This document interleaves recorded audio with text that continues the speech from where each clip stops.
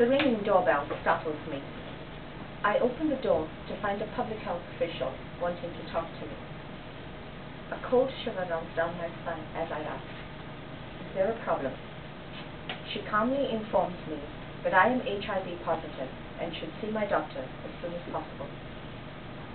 A few minutes later, I am left sitting alone in the dark, thinking of how and when this could have happened to me. My story is not unique. There have been thousands of people in this very same position. Good afternoon, ladies and gentlemen. My name is Mary Jane, and I have AIDS. I stand here in front of you with the knowledge and the experience to talk to you about HIV/AIDS, the disease, and how to stay safe. HIV/AIDS knows no prejudices and does not choose by age, sex, social status, color, or creed. Let me start by telling you about myself. I was born and raised in Hoover, Alabama. I am 30 years old and have been practicing as an attorney for the past 6 years. I was diagnosed HIV positive in 2005. I had a happy life, a successful job with a prominent law firm, and prospects of promotion. I had to resign due to constantly taking time off from work and being frequently ill. I had an adoring fiancé with plans in place for a wonderful and a blissful future, and within minutes, this was all taken away from me. HIV is short for the human immunodeficiency virus. When you are diagnosed HIV positive, it means that you have the virus in your blood, and you may or may not show signs and symptoms. AIDS is the acquired immunodeficiency virus, a serious condition of HIV. When you are diagnosed with AIDS, your T lymphocytes, which is your soldier cells in the body, fall below 300. This means that the person has been infected for at least 10 or more years. Now that you know the definition of HIV/AIDS, let's look at how it is passed on. HIV/AIDS is very much an urban and a global disease. It is no longer an exclusively homosexual disease. HIV is a blood-borne disease. This means that you can contract the disease from infected blood and blood products. How does this happen? The infected blood enters your bloodstream and starts attacking your healthy blood cells. This now confuses your immune system, and your body starts to fight itself. You may or may not experience signs and symptoms of the disease until your body is weakened.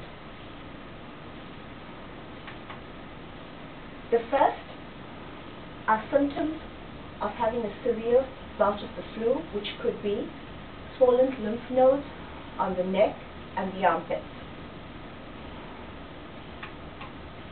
oral thrush, and skin conditions, for example, staphylococcus infections on the face and other parts of the body, diarrhea, muscle wasting. Now you may be going into the stage of having AIDS. You may also show symptoms at this stage of tuberculosis, a violent form of pneumonia, and other nervous system conditions. Does this sound gruesome and crude to you? It should be, because it is every bit true. How can you put yourself at risk of having HIV/AIDS? One is by having unprotected sex with an infected person, or intravenous drug users are at risk by sharing their needles with infected people. The blood remains in the needle and is passed on from one person to the next. A very small percentage is from needle stick injuries, being exposed to infected blood, or mother-to-child transmission. Let me give you a view of the daily life of a person who is HIV positive. You will have to take medications for the rest of your life. Some of these medications are oral and others have to be injected. If you miss doses, you can become resistant to the drug or that particular cocktail. A cocktail is when 2 or more drugs are mixed together. The doctors will have to change your medication. The medications will make you sick.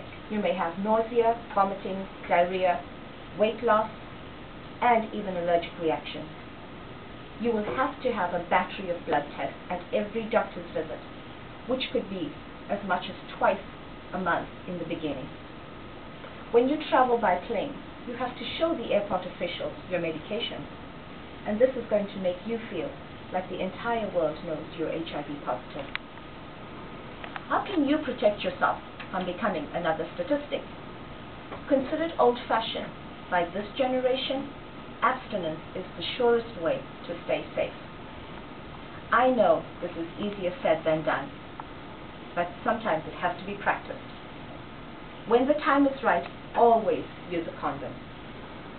IV drug addicts don't only share needles, they share HIV/AIDS as well. If you are a drug user, get tested and get help. Ways you cannot get HIV. You cannot get HIV from kissing. Even though the virus is found in the saliva, the quantity is too small to infect another person.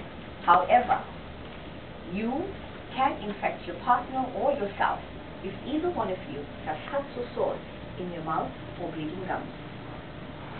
You cannot get HIV from the toilet seat or from sharing utensils from an HIV positive person. And you definitely will not know if a person is HIV positive by just looking at them.